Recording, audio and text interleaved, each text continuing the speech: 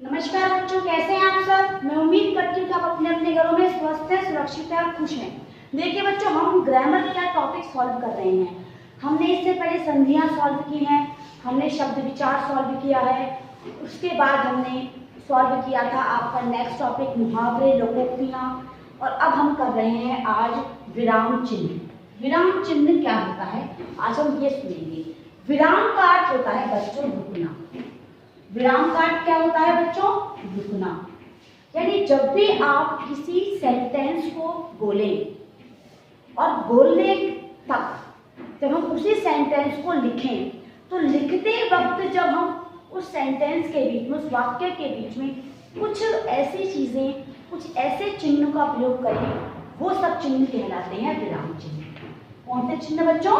विराम चिन्ह। अब देखिए, मौखिक भाषा की भावभंगिमाओं, भावभंगिमाओं अर्थात हमारे जो एक्सप्रेशंस होते हैं वो सब, चेष्टाओं आदि को लिखित रूप में, लिखित मतलब लिखने में, जब हम मौखिक बात कर रहे हैं तो विराम चिन्हों की आवश्यकता नहीं है, तब हम अपने अकॉर्डिंग रुक भी सकते हैं और आगे भी बढ़ सकते हैं। लेकिन जब उसी चीज को हम लिखेंगे, उन्हीं वाक्यों को जब हम लिखते हैं, तो लिखित भाषा में व्यक्त करने के लिए, लिखित भाषा में व्यक्त करने के लिए बनाए गए चिन्ह कहलाते हैं विराम चिन्ह। यानी जब हम कोई वाक्य बोलते हैं तो मौखिक भाषा में हमें चिन्हों की आवश्यकता नहीं पड़ती, लेकिन जब उसी मौखिक भाषा को हम लिखित भाषा में लिखते हैं, मैंने आपको बताया था कि भाषा के जो रूप होते हैं उन रूपों में दो रूप है, पहला मौखिक और दूसरा लिखित। जब हम मुख के द्वारा किसी बात को एक दूसरे के सामने व्यक्त करें तो वो होती है मौखिक भाषा,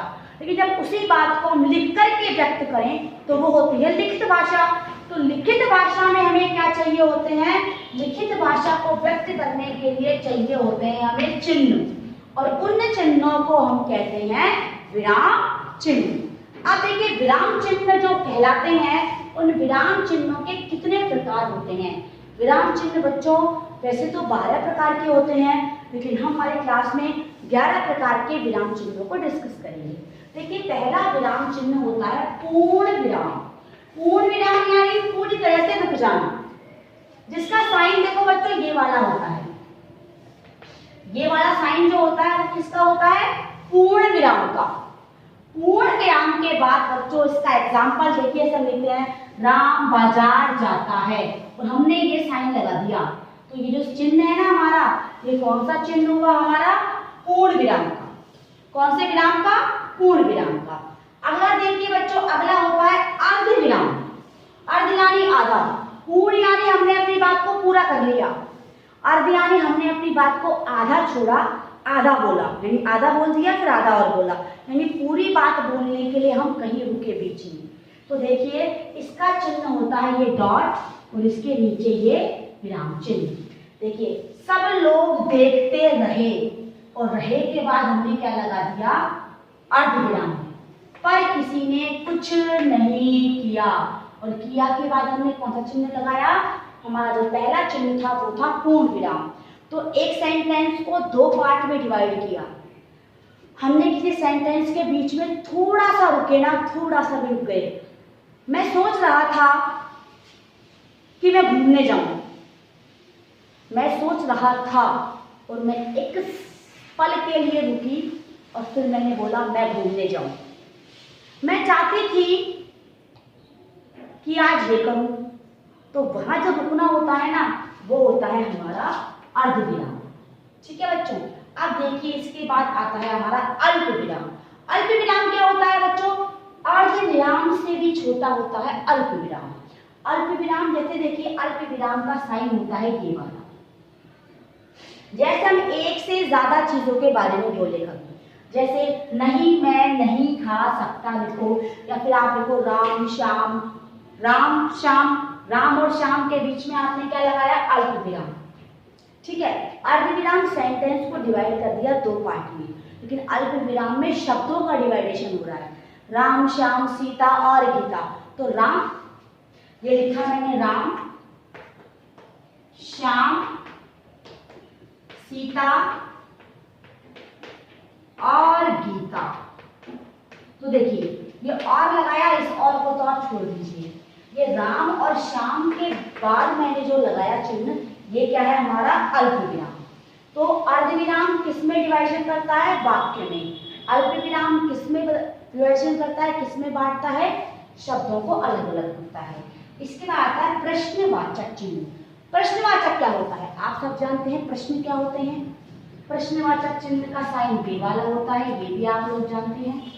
और इस साइन के बाद आप कहाँ जा रहते हैं, आप कहाँ जा रहे हैं, आप क्या खा रहे हैं, आप क्या चाहते हैं, ये सारे जो क्वेश्चन है ना, क्या, कैसे, कब, किस लिए, किसके लिए, वो सब क्या है हमारे प्रश्नवाचक चिन्ह। इन प्रश्नवाचक चिन्हों के बाद जो प्रश्न पूछते हैं प्रश्नवाचक चिन्ह, इस हमारा आता है विस्मयादि सूचक। विस्मय क्या होता है? देखिए बच्चों, कई बार हमारे मन के भाव एक क्षण में परिवर्तित हो जाते हैं, अचानक से परिवर्तित होते हैं। अचानक से हमें गुस्सा आ जाता है, अचानक से किसी वस्तु को देखकर हमें घृणा आती है, घृणा होती है, अचानक किसी चीज़ को देखकर हम बहुत खुश होते हैं, अचानक हमें बहुत आश्चर्य का अनुभव होता है। तो ये आश्चर्य है, घृणा है, खिन्न होना है, दुखी होना है, ये सब क्या है? ये सब है हमारे विस्मय सूचक चिन्ह। विस्मय सूचक चिन्ह क्या होते हैं बच्चों?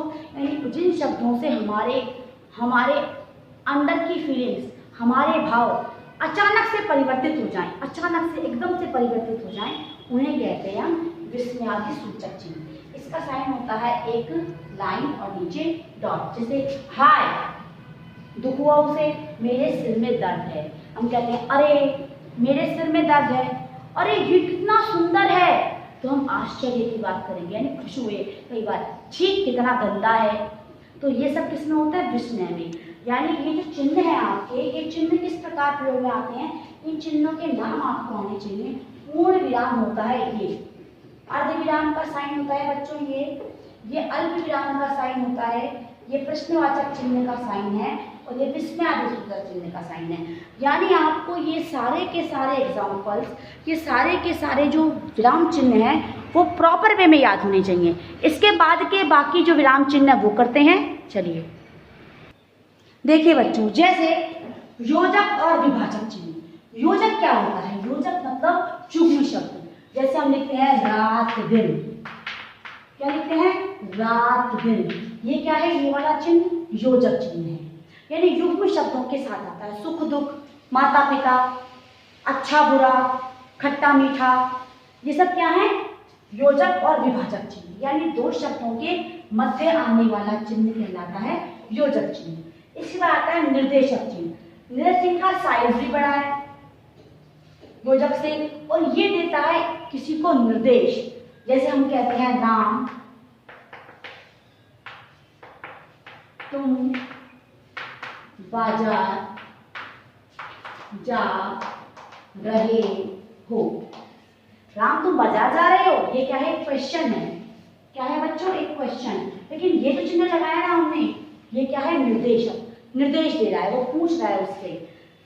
जब हम ऐसे करते हैं ना, पाठ बनाते हैं, पोयम लिखते हैं, हम क्या बोलते हैं उसको, कई बार नाटक लिखते हैं, तो नाटक में पात्रों के बाद चिन्ह लगाते हैं, उसे कहते हैं हम निर्देशक चिन्ह। उद्धरण चिन्ह क्या होता है? उद्धरण चिन्ह ऐसे होता है, देखो ये वाला, ये उद्धरण चिन्ह क्या है? हम कई बार स्टेटमेंट लिखते हैं, कोई किसी की कोटेशन लिखते हैं, किसी ने, कोई व्यक्ति ने कोई बात कही हो वो लिखते हैं, तो उन बातों को कहने के लिए ये वाला चिन्ह लगाते हैं, स्पेसिफिक बातें, उस चिन्ह को कहते हैं उद्धरण चिन्ह।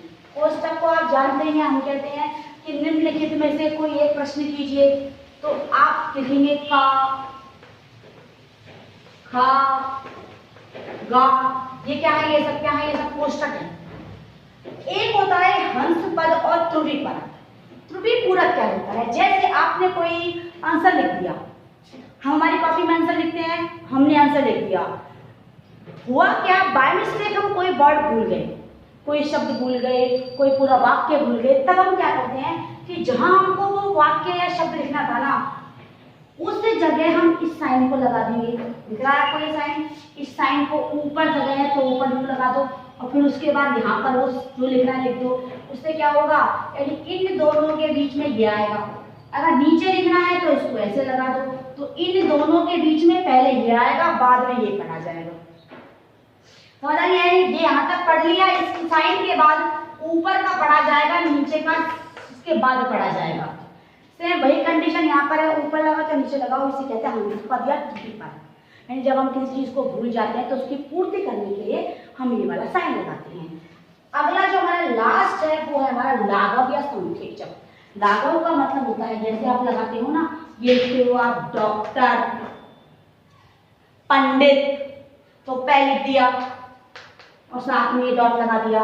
ये जो है ना, ये गोला छोटा सा सर्किल, जीरो जिसे आप बोलते हो, ये क्या है हिंदी भाषा में लाघव या संक्षेपक चिन्ह। तो बच्चों ये विराम चिन्ह जो है वो आपको समझ आ गए हैं। विराम चिन्ह होते क्या है, विराम का अर्थ होता है रुकना, और विराम चिन्ह की डेफिनेशन क्या है ये, और विराम चिन्ह कितने प्रकार के होते हैं, किस विराम चिन्ह का क्या प्रयोग होता है, ये सब मैंने आपको एक्सप्लेन कर दिया है। आज की क्लास में इतना ही, और ये टॉपिक आप अच्छे से अपनी कॉपी में कर लें। इसकी एक्सरसाइज के लिए मैं आपको पीडीएफ सेंड कर दूंगी, जो इसके आपकी बुक में एक्सरसाइज है। Thank you and have a nice day बच्चों।